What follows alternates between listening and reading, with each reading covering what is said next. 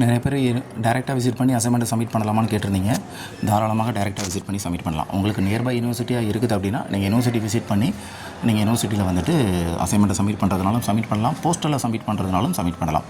நீங்கள் டேரெக்டாக visit submit பண்ணணும் அப்படின்னு நினச்சிங்கன்னா திங்கள் டு வெள்ளி, சனி ஞாயிறு வந்து ரெகுலர் வந்து ஹாலிடே, திங்கள் டு வெள்ளி மட்டும்தான் ஒர்க்கிங் டேஸ். நீங்கள் அதில் யூனிவர்சிட்டி விசிட் பண்ணி நீங்கள் சப்மிட் பண்ணலாம்.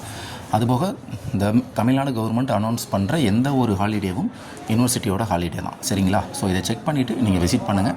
நீங்கள் விசிட் பண்ணும்போது உங்களுடைய அசைன்மெண்ட் மட்டும் தான் சப்மிட் பண்ணணும் கிடையாது. உங்கள் ஃப்ரெண்ட்ஸ்கிட்டருந்து கலெக்ட் பண்ணிவிட்டு, இப்போ ஒரு 5 பேர் இருக்கீங்கன்னா 5 பேர்ட்டையும் ஒரே ஒரு ஆள் அசைன்மெண்ட்டை கலெக்ட் பண்ணி நீங்கள் வந்துட்டு யூனிவர்சிட்டியில் எந்த செக்ஷனில் சப்மிட் பண்ண சொல்கிறாங்களோ நீங்கள் அந்த செக்ஷனில் வந்து நீங்கள் சப்மிட் பண்ணலாம்.